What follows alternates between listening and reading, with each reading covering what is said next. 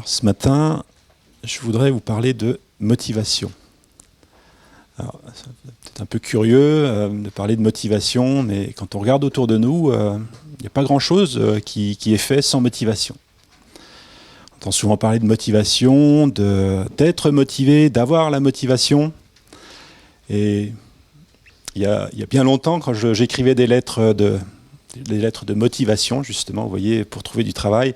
C'est encore la motivation qui est là, même pour trouver du travail, où il s'agit de donner la teneur de la motivation qui nous anime à postuler à tel ou tel poste pour pouvoir, si possible, convaincre l'employeur de nous embaucher. Et c'est souvent la perspective d'un objectif qui nous motive. Cette perspective nous donne un élan. Cet objectif nous donne un élan qui nous permet d'investir les efforts nécessaires, parce que bien souvent, il y a des efforts qui sont requis pour atteindre l'objectif, l'objet de notre motivation. Et ça nous permet d'investir ces efforts et parfois même de nous dépasser, ou de dépasser en tout cas ce que nous aurions pensé pouvoir faire. C'est le cas de sportifs, vous voyez, les sportifs, ils s'entraînent de longues heures, loin des regards, loin de la gloire des stades, etc. Ils s'entraînent toute une vie pour les quelques secondes, vous voyez, qu'ils vont courir sur la piste. Et quel effort et quelle motivation. C'est le cas de ces alpinistes chevronnés, et j'ai envie de rajouter qu'ils sont un peu fous aussi, qui vont à la conquête des plus hauts sommets. Je pense aux premiers alpinistes qui ont gravi l'Everest, au risque de leur vie, et certains y ont même laissé leur vie. Vous voyez, il y a cette motivation d'atteindre des sommets. Et il y a, de manière beaucoup plus banale peut-être, mais non pas extraordinaire, cette motivation de ces mères de famille, vous voyez, qui investissent leur vie dans leurs enfants, et pour les éduquer, pour leur donner le meilleur. Et pensant à la motivation, je pensais aussi, j'avais fait il y a bien longtemps un stage ouvrier lorsque j'étais en école d'ingénieur. En première année d'école d'ingénieur, il fallait faire un stage ouvrier. Donc je l'ai fait à l'usine Peugeot, à Montbéliard, et Mulhouse. Et donc là-bas, j'ai travaillé à la chaîne. Au bout d'une heure, j'ai fait le tour de mon poste. J'en avais pour 1 mois. Ça m'a paru parfois bien long, les journées, et c'était du travail en quart, donc parfois il fallait se lever le matin très tôt, avant 5 heures du matin, pour pouvoir être au poste, et faire ces tâches répétitives, machinales, à la façon d'un robot, voilà, pendant 8 heures. Ça se résume à peu près à ça. Et donc, il m'a fallu de la motivation pour me lever chaque matin et aller au travail. Mais j'ai réalisé à ce moment-là que là, à côté de moi j'y étais pour 1 mois. Mais là, à côté de moi, il y avait des gens qui faisaient ça depuis des années, une vie entière. Vous voyez la motivation de ces gens-là. Je ne pense pas que leur satisfaction, enfin c'est possible, mais dans ma conception, c'est pas facile à concevoir, que leur satisfaction, ils la trouvaient nécessairement dans la tâche qu'ils faisaient. Mais la motivation, ils la trouvaient ailleurs. Ils la trouvaient dans une cause bien plus grande que simplement de mettre des pièces ensemble, etc. Vous voyez l'importance de la motivation. Et je pense que pour la plupart, c'était pour pouvoir aux besoins de leur famille. Et dans tout ce qu'on fait, on a besoin de motivation plus ou moins importante, certes, selon la grandeur et la nature de l'objectif que l'on veut atteindre. Et la motivation a également un rôle à jouer dans notre marche chrétienne, qui, il faut le dire, est jalonnée bien souvent d'embûches, d'épreuves qui sont là et qui éprouvent notre foi. Alors sans motivation, on risque fort bien de s'arrêter, comme moi j'étais tenté de m'arrêter dès le premier jour de mon travail à la chaîne, vous voyez. Mais la Bible nous exhorte à être motivés, et je vais vous lire ce passage de Paul aux Colossiens, qui parle de motivation. Alors vous ne trouverez pas le mot motivation là-dedans, mais c'est tout ce qui en fait la substance néanmoins. Donc je vais vous lire ce passage dans Colossiens 3. Il s'agit des versets 23 et 24. Donc voilà, c'est le titre de mon message, « Tout faire comme pour le Seigneur ». Alors, Paul, il exhorte ici les Colossiens en leur disant, tout ce que vous faites, tout ce que vous faites, faites-le comme pour le Seigneur et non pour des hommes, sachant que vous recevrez du Seigneur l'héritage pour récompense. Servez Christ, le Seigneur. Je vais vous le lire dans une autre version qui met quelques nuances supplémentaires. Mettez votre cœur et votre âme dans tout ce que vous faites, comme si c'était pour le Seigneur lui-même et non pour des hommes. Car, vous le savez bien, c'est lui qui vous donnera votre véritable salaire, l'héritage des cieux qu'il vous réserve comme récompense. Servez donc le Christ comme votre maître et Seigneur. Vous voyez ici, il est question d'un état d'esprit. L'état d'esprit que Paul exhorte les Colossiens à avoir. Un état d'esprit qui affecte tous les actes, toutes les actions, tous les agissements, puisqu'il est dit tout ce que vous faites. Et un état d'esprit qui indique non seulement la manière d'agir, c'est-à-dire faites-le de tout votre cœur, mais aussi la motivation qui alimente ces actions, c'est-à-dire faites-le pour le Seigneur. Alors, c'est comme une clé, si vous voulez, et cette clé ne se restreint pas à l'un ou l'autre domaine particulier de nos vies. C'est une clé qui a vocation à toucher tous les domaines de notre vie. Et derrière tous les domaines, c'est vraiment tous les domaines, puisque dans le même chapitre, dans les versets qui précèdent, ou les quelques versets juste après, le passage que je viens de vous lire, il est question de la vie intérieure, c'est-à-dire en moi, où il est question dans le verset 5 de faire mourir l'impudicité, les mauvais désirs, la cupidité, de renoncer à la colère, à l'animosité, à la méchanceté, à la calomnie, au mensonge. Vous voyez, toutes ces choses qui touchent à notre être, à notre façon d'agir à titre personnel. Il est question de s'affectionner aux choses d'en haut et non à celles de la terre. Il est question de cultiver la reconnaissance. Il est question de persévérer dans la prière avec action de grâce. Vous voyez, tout ça, ce sont des éléments de la vie intérieure. Mais ça ne se cantonne pas juste à la vie intérieure, puisque Paul, dans ce même chapitre, il parle aussi de la vie de famille. Donc on commence à élargir un peu le cercle. Et là, il y a les questions de relation du mari avec l'épouse. Mari, aimez vos femmes. Relation de l'épouse envers le mari, soyez soumise. Alors, non pas cette soumission bénie, oui, vous voyez, mais cette soumission qui est aussi facilitée parce que le mari aime. Parce que la Bible, il y a cet équilibre entre, dans la relation mari-femme. Alors, bien sûr, aujourd'hui, ça paraît choquant de dire une épouse, soyez soumise à votre mari. Ça ne dévalorise pas du tout la valeur. Ça ne dévalorise pas la valeur du tout. Mais voilà, c'est parce que c'est ainsi que Dieu a voulu les choses pour qu'il y ait une vie en harmonie. Il est question de la relation parent-enfant, enfant-parent. Ensuite, ça s'élargit encore. Donc la vie intérieure, la vie de famille, la vie cette fois-ci d'église, la vie en communauté. Où il est dit, mais supportez-vous, pardonnez-vous comme Christ vous a pardonné. Et un verset qui est très fort, qui dit, revêtez-vous d'entrailles de miséricorde au verset 12. Et qui est repris d'une manière différente dans le verset 14, revêtez-vous de charité. Par-dessus toute chose, il est écrit par-dessus toute chose, revêtez-vous de charité, le lien de la perfection. Et on continue de s'élargir. Cette fois-ci, on sort des murs de l'église et il est question du travail. Il est question, serviteurs, obéissez à vos maîtres.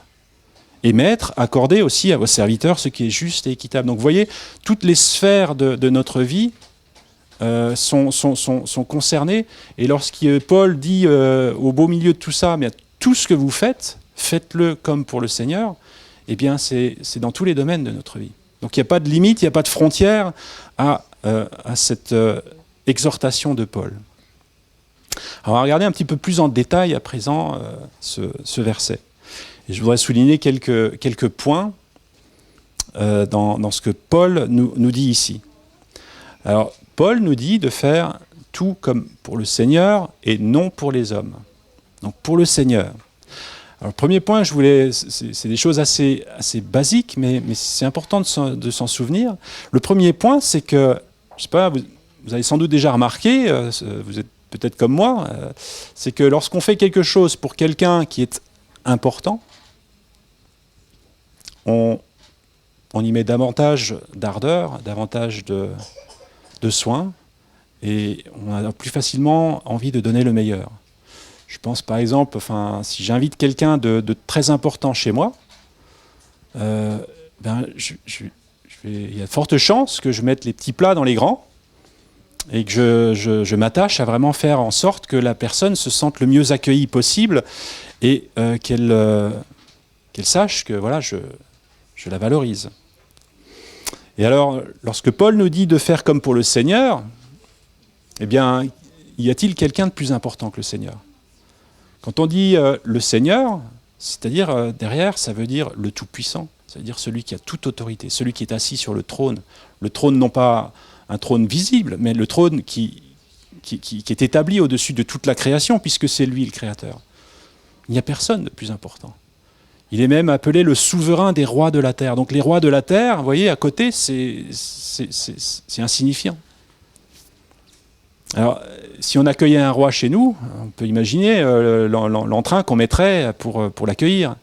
Ou si quelqu'un de ce calibre-là nous demandait de faire quelque chose, eh bien, nous veillerions à nous y exécuter avec le plus grande ardeur, dans la mesure où ce n'est pas contraire à nos convictions, bien sûr. Et donc, on ne fait pas les choses avec négligence, avec superficialité, lorsqu'on les fait pour quelqu'un d'important. Et Paul, ici, il place la barre en disant « mais c'est pour le Seigneur qu'il faut le faire ». Donc, pour la personne la plus importante qui soit.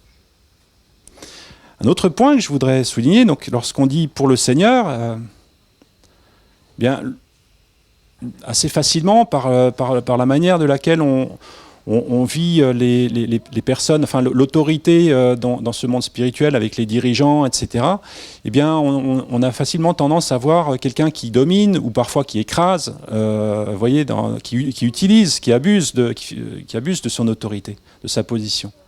Mais je voudrais ici, parce que Paul, il dit, dans le verset 24, il nous dit « Servez Christ, le Seigneur ». Donc le Seigneur, c'est Christ. Et c'est important de réaliser que le Seigneur, c'est Christ, parce que Christ, il n'a pas utilisé son autorité comme on aurait pu s'y attendre, humainement parlant.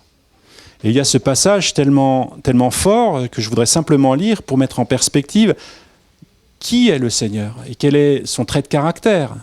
Donc dans Philippiens 2, vous voyez, Philippiens 2, verset 5, c'est encore Paul qui écrit, cette fois-ci non plus aux Colossiens mais aux Philippiens, il leur dit « Ayez en vous la pensée qui était en Christ Jésus. Lui, dans la condition, était celle de Dieu. » Donc celle de Dieu, c'est-à-dire on retrouve sa position Seigneur. Dieu, il n'y a personne de plus élevé que Dieu. Lui, dont la condition était celle de Dieu. Il n'a pas estimé comme une proie à arracher d'être égal avec Dieu. Mais il s'est dépouillé lui-même en prenant la condition d'esclave, en devenant semblable aux hommes, après s'être trouvé dans la situation d'un homme. Il s'est humilié lui-même en devenant obéissant jusqu'à la mort sur la croix. C'est pourquoi aussi Dieu l'a souverainement élevé et lui a donné le nom qui est au-dessus de tout autre nom, afin qu'au nom de Jésus, tout genou fléchisse dans les cieux, sur la terre et sous la terre. Donc on retrouve à la fin encore cette position de Seigneur, tout genou fléchisse. Mais entre les deux, vous voyez, ce Seigneur si grand, si élevé, si puissant, il a choisi de s'abaisser. Plus bas, au plus bas. Il n'y a pas de plus bas auquel il aurait pu s'abaisser. En mourant sur ce bois infâme, en étant dénudé, en étant humilié. Pourquoi l'a-t-il fait ? Eh bien par amour. C'est pour ça que c'est important de savoir qui est le Seigneur que nous servons et l'image que nous faisons du Seigneur. Et tout d'un coup, il devient beaucoup plus simple aussi de donner le meilleur, parce que non seulement il est celui qui a la plus haute autorité, mais il est celui aussi qui nous a aimés de cet amour-là, qui lui a conduit à s'abaisser jusqu'à ce niveau-là. Voyez. Donc c'est important, c'est Christ le Seigneur. Je voudrais souligner un autre point encore, c'est que, eh bien, s'il est le Seigneur, Dieu, il est omniprésent. Omniprésent. Alors, je ne sais pas si vous avez remarqué aussi comme moi, lorsqu'on fait des choses pour quelqu'un, il peut arriver, c'est pas toujours vrai, mais il peut arriver, en tout cas quand j'étais petit, c'est sûr que ça arrivait souvent, et je pensais que les enfants c'est assez flagrant, mais on grandit, mais il y a des choses qui restent pareilles dans notre cœur. Lorsque la personne est devant nous, dans notre présence, la personne qui nous demande de faire quelque chose, eh bien on y met peut-être un peu plus d'entrain.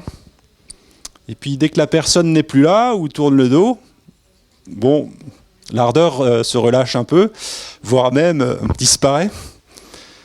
Si je pense à la maison, certains piou-piou. Mais donc, et c'est flagrant en particulier dans les salles de classe. Vous voyez, lorsque l'instituteur ou le maître n'est pas là, bon, assez facilement, ça peut être un peu le bazar.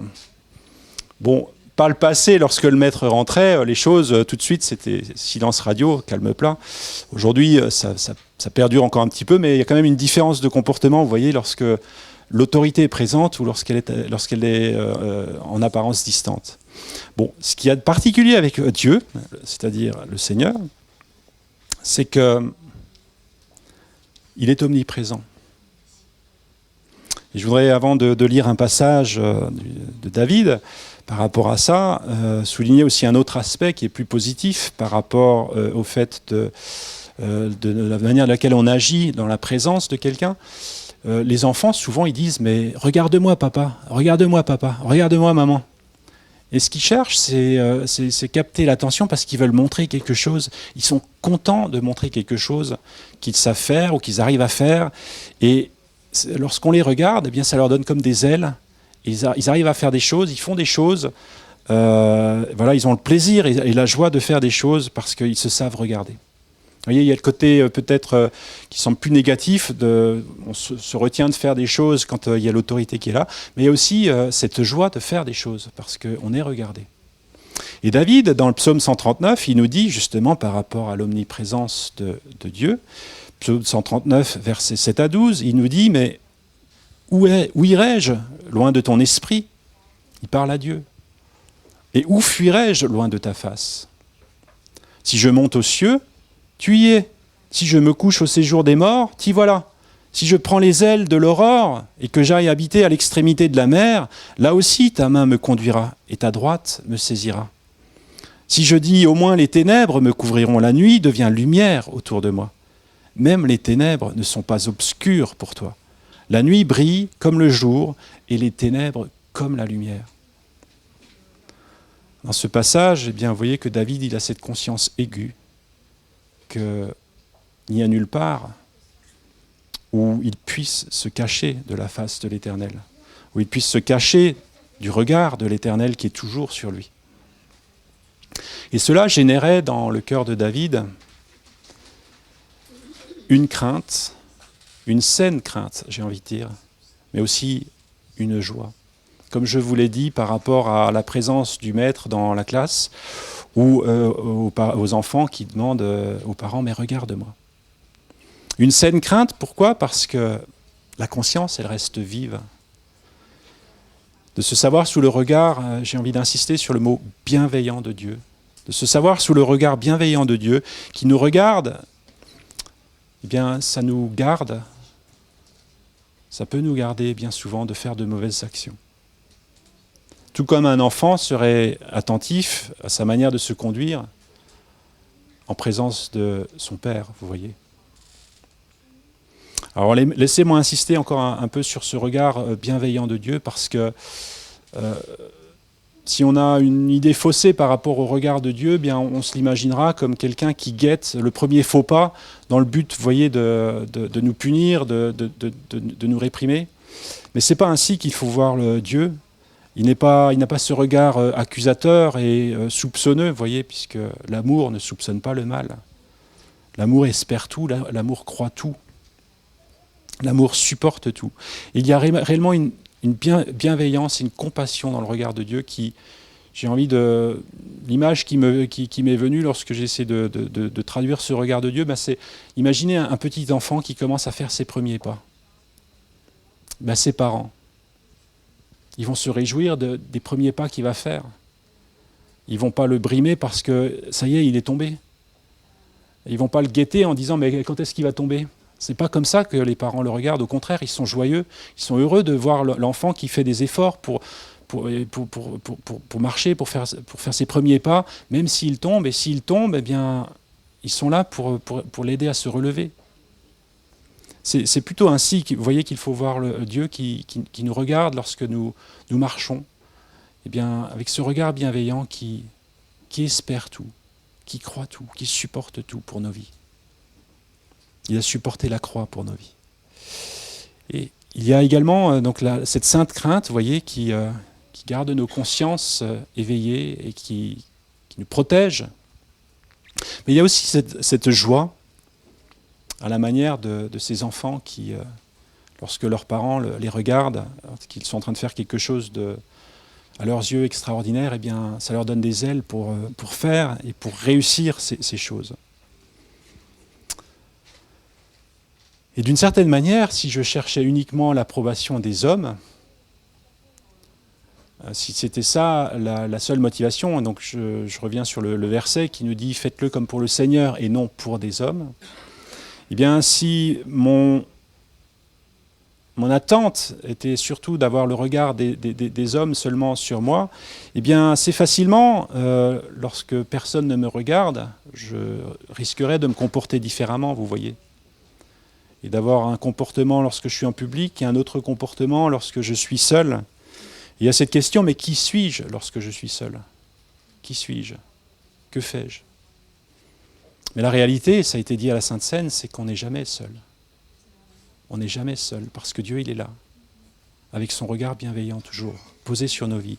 Et vous voyez, ça, tout d'un coup, ça change notre façon d'agir, même quand on est seul, si on réalise qu'on n'est pas seul. Et qu'il y a ce regard bienveillant, j'insiste sur ce mot bienveillant de Dieu, sur nos vies, qui veut le meilleur pour nous. Et si je fais ce que je fais en sachant que je le fais pour le Seigneur et que le Seigneur me voit même lorsque personne d'autre ne me voit, eh bien ça me donne un élan. Vous voyez, ces enfants qui ont cet élan lorsque les parents les regardent, ben ça me donne un élan qui est bien plus profond, un élan qui me donne la force de faire des choses. Des choses qui sont même celles qui sont cachées aux yeux de tous les autres.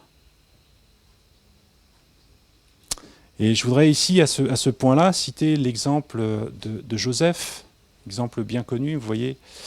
Joseph, dans la Genèse, il est un exemple d'une personne qui a agi avec cette conscience de la présence de l'Éternel, de ce regard de l'Éternel posé sur sa vie. Cette présence qu'il a gardée et qui lui a aussi donné la force de surmonter les épreuves qu'il a traversées. Je voudrais juste citer deux courts épisodes de sa vie. Vous savez qu'il a été vendu en tant qu'esclave par ses frères, donc une trahison aux répercussions incroyables dans son cœur. Et il a été vendu à Potiphar, donc un chef de l'armée du Pharaon en Égypte. Et là, il a commencé à prospérer.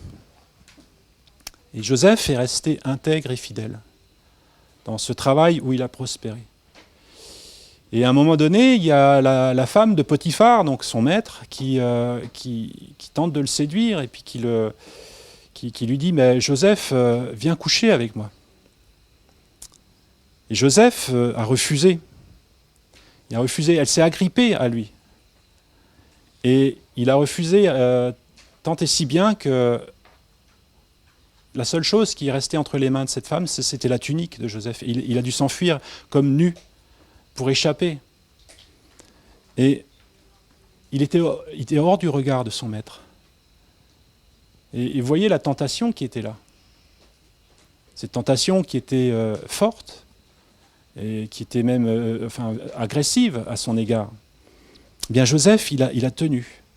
Il a tenu dans ce temps-là. On peut se demander pourquoi, qu'est-ce qui l'a fait tenir ? Et je crois que c'est parce qu'il avait cette conscience que bien il n'était pas seul, que Dieu était là, que Dieu le voyait. Et voyez, on n'agit pas de la même manière lorsqu'on a cette conscience aiguë, comme David aussi, que Dieu nous regarde à n'importe quel moment. Même si Potiphar était loin, même si personne d'autre ne le voyait, eh bien, il était gardé. Puis ensuite, la femme de Potiphar, elle a accusé injustement Joseph. Elle a accusé injustement d'avoir voulu la violer. Et donc elle montre le vêtement qu'elle lui a lui-même arraché comme preuve. Et donc ça vaut une condamnation injuste envers Joseph par Potiphar, son maître, envers qui il a été fidèle. Et qui le conduit en prison, dans les geôles du Pharaon, probablement les geôles les pires du royaume du Pharaon. Mais là, si Joseph n'avait agi que, vous voyez, pour le regard des hommes, où aurait-il pu trouver la force? On peut se dire, mais tout ça, ça a servi à rien. Le fait que je sois resté intègre, mais ça m'a valu quoi? Ça m'a valu que des problèmes, que des misères. Mais Joseph, d'une certaine manière, il a agi, et ce sont ses actes qui le démontrent. Ces actes démontrent que son regard, il ne s'était pas arrêté là. Il avait cette conscience, lui aussi, à sa manière, que Dieu avait son regard porté sur lui. Et si Dieu a son regard en permanence porté sur nous, eh bien même lorsque nous vivons des situations injustes, nous savons que lui sait que c'est injuste. Et si nous avons cette conscience qu'il est le Seigneur, ça veut dire que c'est lui qui aura le dernier mot. C'est lui qui est Dieu. Et c'est ce que le verset 24 aussi, que nous avons lu, nous laisse entrevoir clairement, sachant que vous recevrez du Seigneur l'héritage pour récompense. Il y a quelque chose, vous voyez, cet héritage, ça parle de... Dieu, il est souverain, c'est lui qui aura le dernier mot en toute chose. S'il y a des injustices, elles ne vaudront que pour un temps, parce que Dieu est le Seigneur. Et qu'au final, lui, il connaît nos actes. Même si nous avons été traités injustement, même si Joseph a été traité injustement, même si personne n'a reconnu qu'il a agi de manière intègre, eh bien, il savait que Dieu l'avait vu. Et d'une certaine manière, il avait cette perspective qui allait plus loin au travers de cet héritage qu'il savait qui lui restait réservé, parce que Dieu l'avait vu. Donc vous voyez la force que ça donne pour résister aux tentations et pour aussi traverser des situations qui peuvent être difficiles ou injustes, celles où personne ne semble pouvoir nous comprendre, mais Dieu nous comprend. Et on voit que Joseph, dans ses actes, lorsqu'il était en prison, eh bien, il est resté intègre encore. Et il n'a pas baissé les bras. Il a continué d'agir et de servir en prison, avec un état d'esprit qui a continué de l'animer, où il a obtenu la faveur même des gardiens. Et les autres prisonniers venaient le voir, parce que, vous voyez, il y avait quelque chose de différent en Joseph. Et j'ai envie de dire, Joseph, à son temps déjà, il vivait cette parole, faites tout comme pour le Seigneur. Alors, on commence à mesurer un petit peu ici le fait que si on fait pour les hommes ou si on fait pour le Seigneur, ça fait une différence. Et il y a souvent des épreuves que nous pouvons traverser dans nos vies et que nous ne traverserons pas de la même manière si notre regard il est sur le Seigneur ou s'il est sur les hommes, voyez. Et je voudrais prendre l'exemple à présent de Pierre et Jean. Pierre et Jean, ils furent injustement traduits devant le Sanhédrin. Donc le Sanhédrin, c'est la plus haute autorité, enfin le comité, si vous voulez, la plus haute instance religieuse juive de l'époque. C'est cette instance même qui avait fait mettre à mort Jésus. Donc c'est sérieux. Et pourquoi Pierre et Jean ont-ils comparu devant le Sanhédrin? Eh bien parce que, en allant au temple un jour, eh bien, ils ont croisé un homme paralytique qui était à l'entrée du temple et qu'ils l'ont guéri dans le nom de Jésus. Cet homme s'est relevé, il a rendu gloire à Dieu et la foule qui était autour, qui était témoin de cela, eh bien, était émerveillée et a commencé aussi à rendre gloire à Dieu et à Jésus. Et ils ont fait ça dans le nom de Jésus. Alors, entre parenthèses, ce que nous faisons au nom de Jésus, eh bien, ça revient aussi à le faire comme pour Jésus, vous voyez.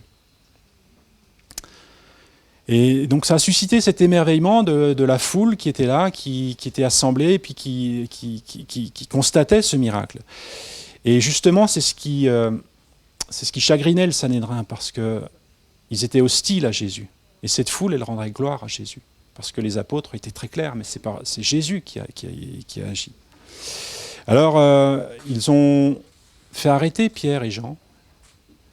Ils les ont fait comparaître devant eux. Ils ont délibéré. Et voilà ce qui est ressorti de cette délibération. Dans Acte 4, versets 15 à 20. Donc ils, c'est-à-dire les hommes religieux du Sanhédrin, ils leur ordonnèrent de sortir du Sanhédrin et ils délibérèrent entre eux, disant « Mais que ferons-nous à ces hommes ? Car il est manifeste que tous les habitants de Jérusalem, pour tous les habitants de Jérusalem, qu'un miracle a été signalé et a été accompli par eux. Nous ne pouvons pas le nier. Mais afin que la chose ne se répande pas davantage parmi le peuple, défendons-leur avec menace de parler désormais à qui que ce soit en ce nom-là. À qui que ce soit en ce nom-là. Et avec menace. Donc, ayant en tête que ces hommes-là avaient fait mettre à mort Jésus, vous voyez, les menaces, elles ont un poids.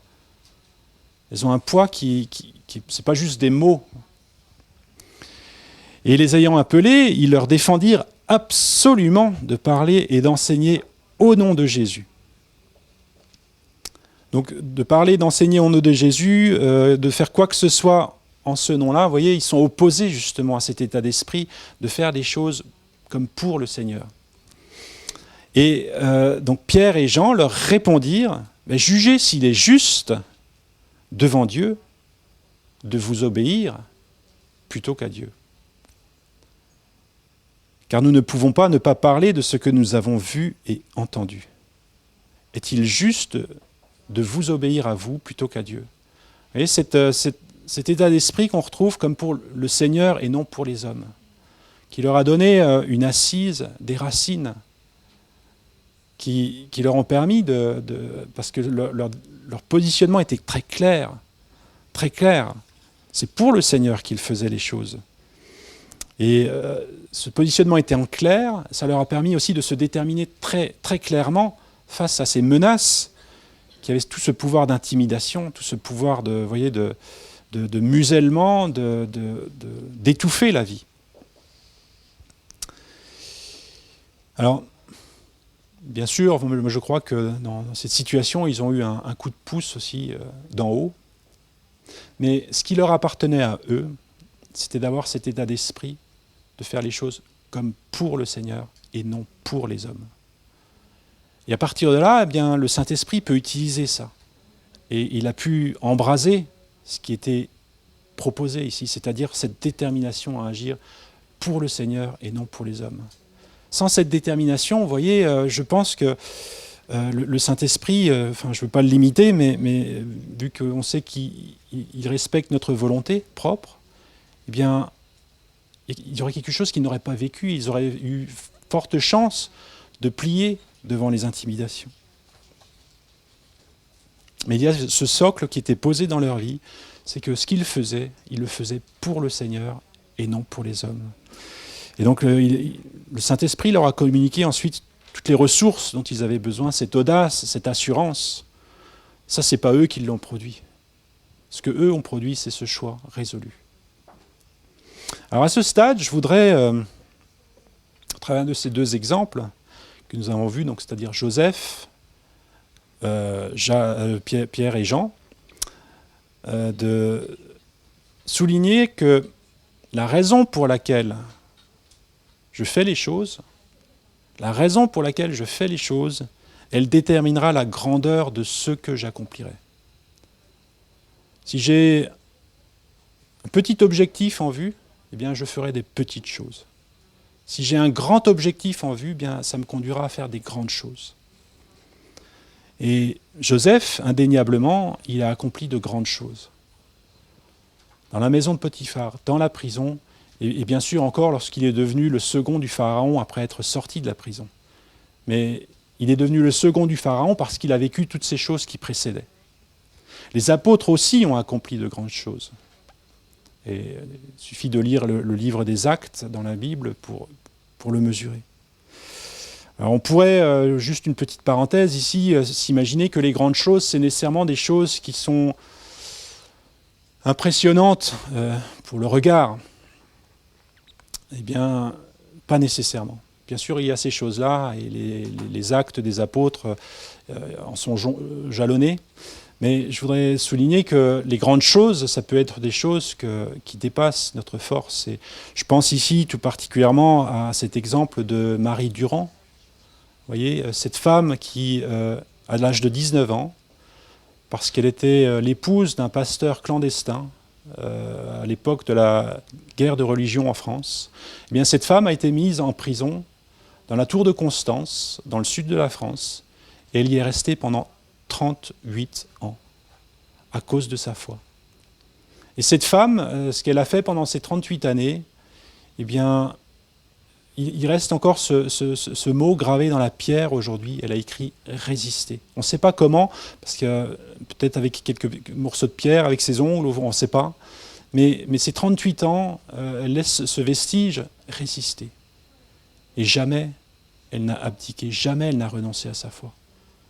Et il est possible que du jour au lendemain, elle aurait pu sortir libre si elle avait renoncé à sa foi. Mais jamais elle n'a renoncé. Et oui, ça c'est quelque chose d'extraordinaire. C'est quelque chose, ça fait partie de ces grandes choses qui sont loin des regards des hommes, mais qui ont un prix inestimable aux yeux de Dieu. De ces grandes choses pour Dieu. Alors je reviens à Joseph et aux apôtres. Alors pourquoi donc Joseph, les apôtres, Pierre et Jean et tant d'autres, je pense à Marie Durand, mais toute cette nuée de témoins qui nous précèdent, ont-ils pu accomplir de grandes choses ? Était-ce parce qu'ils étaient des personnes extraordinaires, dans le sens immunes à la peur, à la tentation, insensibles aux souffrances ? Je ne crois pas. Je pense qu'ils étaient faits de la même chair et des mêmes os que nous. Par contre, leur regard, ils étaient portés sur une réalité bien plus grande qu'eux-mêmes. Sur une personne bien plus grande qu'eux-mêmes. Leur regard était tourné sur Christ, le Seigneur. Et vous voyez, lorsque on a ce regard tourné vers Christ, le Seigneur, eh bien ça nous donne cet élan, cette force, cette ancre dans nos vies, où on peut continuer de faire les choses. Quand bien même, humainement, eh bien, on en percevrait l'incapacité. Mais parce qu'ils avaient un objectif qui allait au-delà de leur propre personne, quelque chose qui les dépassait, leur simple personne, eh bien, ça leur a permis d'accomplir des exploits. Et c'est à cause de cela qu'ils ont trouvé la motivation, la force, l'endurance, la capacité qui leur ont permis de faire ces exploits. Si au lieu d'agir pour le Seigneur, ils avaient agi dans leur propre intérêt, et si à la place d'avoir un objectif qui dépassait amplement leur personne, eh bien leur objectif, il se cantonnait simplement à leur personne, à eux. Qu'auraient-ils fait ? Si au lieu d'être motivés par le fait d'agir pour le Seigneur, ils recherchaient avant tout leur intérêt propre, se seraient-ils comportés de la même manière ? Auraient-ils trouvé la force de résister à la tentation, de surmonter l'injustice, d'affronter la peur, d'endurer toutes ces années ? Bien, en nous exhortant à agir comme pour le Seigneur, Paul nous invite en réalité à viser une cible qui est un objectif qui est le plus élevé. Et si on retient le fait que si notre objectif est élevé, eh bien on fera des grandes choses. Eh bien, si on vise que notre intérêt personnel, c'est un tout petit objectif, c'est tout petit. Et on ne fera que des petites choses. Parce que ça se cantonne simplement à nous, à nos capacités, à ce qu'on sait faire, à ce qu'on a envie de faire, à nos plaisirs éventuellement, etc. Mais on n'aura pas la force pour faire de grandes choses. Nous avons besoin de quelque chose qui soit plus grand que nous, qui vaille la peine qu'on donne notre vie pour accomplir de grandes choses. Et si on fait les choses comme pour le Seigneur, eh bien vous voyez qu'on trouve là une raison qui est tellement plus grande, tellement plus forte, la raison la plus grande qui soit. Alors si je vis pour moi-même, alors le viseur, je parle de viseur comme quand on fait du tir à la carabine, vous voyez, mon viseur il est bien en dessous de la cible. Et je ne pourrai que manquer la cible. Car dès que quelque chose commencera à coûter dans la marche, eh bien, je n'aurai pas le ressort pour faire face. Si je vis pour moi-même, alors je chercherai avant tout ma propre petite gloire, ma propre gloire. Et je serai incapable de porter une gloire bien plus grande qui est celle de Dieu. Elle me brûlera, cette gloire-là. Je serai incapable de la porter parce que je voudrais en faire ma propre gloire et Dieu, il ne partage pas sa gloire. Par contre, si je vis pour le Seigneur, alors mon viseur, il pointe dans le mille. Il pointe dans le cœur de la cible et je pourrai l'atteindre. Si je vis pour le Seigneur, je ne chercherai pas ma gloire, mais sa gloire. Si je vis pour le Seigneur, alors je pourrais me joindre à la prière de Jean-Baptiste qui dit « mais il faut qu'il grandisse et que je diminue ». Et je pourrai alors être un vase précieux dans la maison de l'Éternel, dans lequel et au travers duquel Dieu pourra manifester sa gloire. Une gloire qui dépasse bien combien la petite aura personnelle qu'on pourrait avoir si on cherchait notre propre gloire, vous voyez. Alors, je voudrais qu'on revienne à ce verset. Tout ce que vous faites, faites-le de bon cœur, comme pour le Seigneur et non pour des hommes. Alors, tout ce que vous faites, est-ce que tout ce que je fais est digne du Seigneur? Comment savoir si ce que je projette de faire est digne du Seigneur? Est-ce qu'il suffit de dire que je le fais au nom du Seigneur pour que automatiquement ce soit bon? L'histoire nous montre malheureusement que tel n'est pas le cas. Des choses atroces, des choses abominables ont été faites au nom du Seigneur, en pensant faire pour le Seigneur. Pensez aux croisades, pensez aux ceinturons des soldats allemands pendant la Deuxième Guerre mondiale qui portaient l'inscription « Dieu avec nous, Gott mit uns ». Est-ce que ce qui a été fait là manifestait était à la gloire de Jésus? Alors vous voyez, il ne suffit pas de dire « je le fais au nom du Seigneur » pour que ça soit nécessairement validé ou approuvé. Alors clairement, si on veut faire les choses comme pour le Seigneur, il est important de se poser la question, mais quelles sont ces choses que le Seigneur agréerait? Quelles sont ces choses qui feraient plaisir au Seigneur? Et sans donner une réponse, je dirais, il faut faire ci, faire ça, parce que c'est pas possible. Je ne peux pas donner une réponse comme ça. Je voudrais juste répondre à cette question-là, mais qui est fondamentale quand on veut faire les choses comme pour le Seigneur, de s'assurer que ce qu'on fait, c'est quelque chose qui honore le Seigneur. Que c'est quelque chose qui lui rende gloire, qui soit un témoignage pour lui.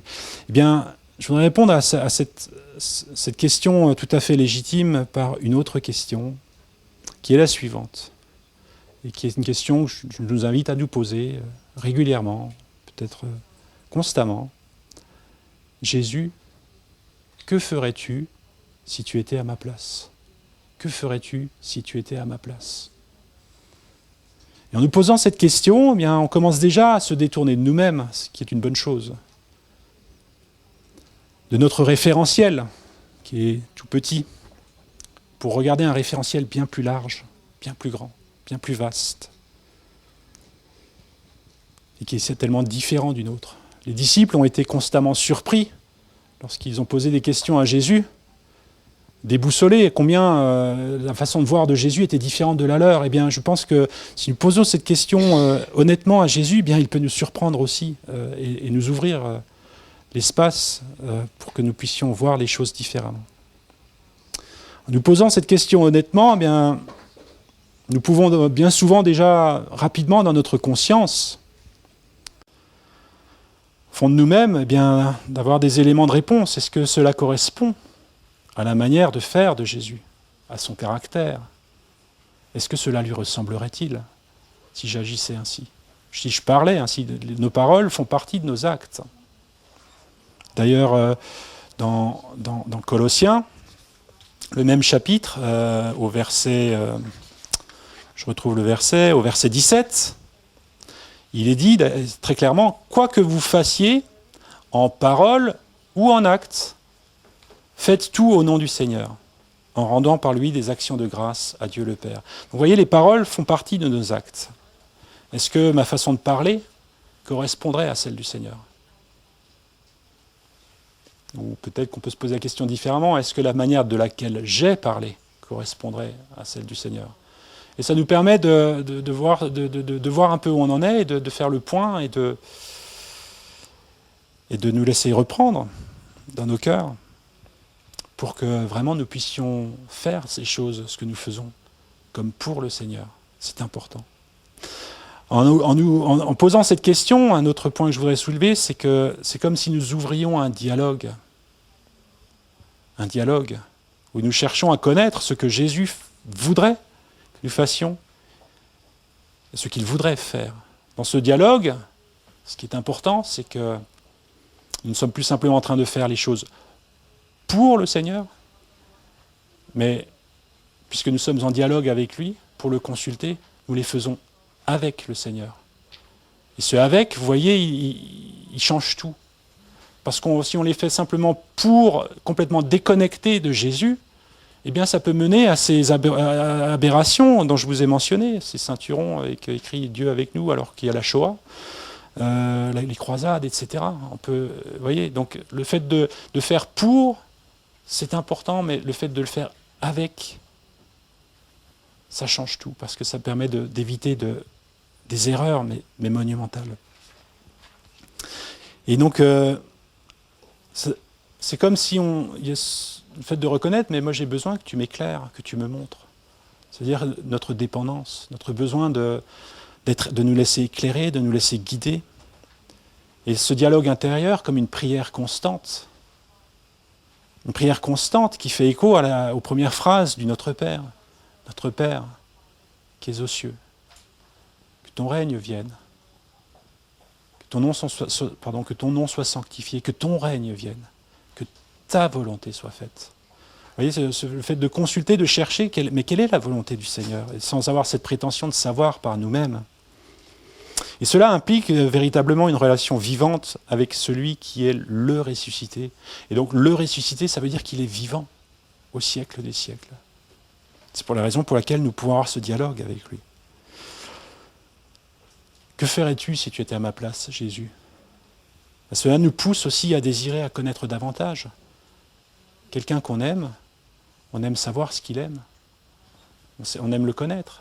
Mais tiens, qu'est-ce que toi tu aimes? Et si on désire le connaître davantage, cela nous pousse à désirer davantage lire la Bible, davantage chercher dans la Bible à le connaître. Et toute la Bible est christocentrique, ça nous a été dit aussi, c'est-à-dire que toute la Bible nous parle de Christ d'une manière ou d'une autre. L'Ancien Testament, le Nouveau Testament. Et évidemment, il y a les évangiles qui ont une place spéciale ici, parce qu'on voit Jésus qui agit en tant qu'homme sur cette terre, et on voit ses paroles, ses actions face à des circonstances qui correspondent à notre vie aussi, où nous pouvons nous identifier et voir comment lui a agi dans ces moments-là. Mais tout ce qu'il a fait dans ces moments-là, c'est animé du cœur de Dieu qui nous est révélé dans toute la parole.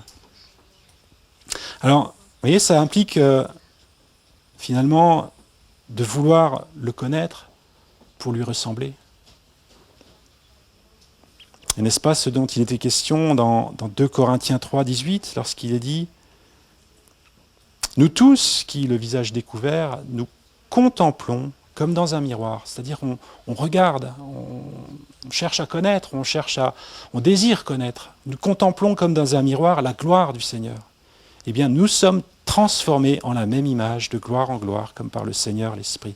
Cette transformation qui nous permet de devenir toujours plus comme lui. Tout un processus d'une vie entière et qui est associé un peu à ce désir de vouloir faire comme pour le Seigneur. Et comprenez bien, pas comme pour avec notre idée à nous de ce qu'il est bon de faire, mais en ayant bien pris la peine de lui demander, mais qu'est-ce qu'il serait bon que je fasse? Qu'est-ce que toi tu ferais? Et pour conclure, je voudrais simplement, et je demanderai à Jean-Michel, si tu veux bien, enfin le groupe de louanges, de vous avancer. On va conclure simplement ce message par un chant, qui est comme une prière. Un chant qui, je trouve, traduit un peu cet état d'esprit qui ressort de ce verset « Faites tout comme pour le Seigneur et non pour les hommes ». Et c'est un chant un des chants préférés de mon père, qui du coup a une valeur un peu particulière pour moi. Et ce chant, c'est « Te ressembler, Jésus ». Je vous lis les paroles. « Te ressembler, Jésus ». C'est mon espoir suprême. Penser, agir, aimer, toujours plus comme toi. Te ressembler, Jésus. C'est mon espoir suprême. Par ton esprit, rends-moi semblable à toi.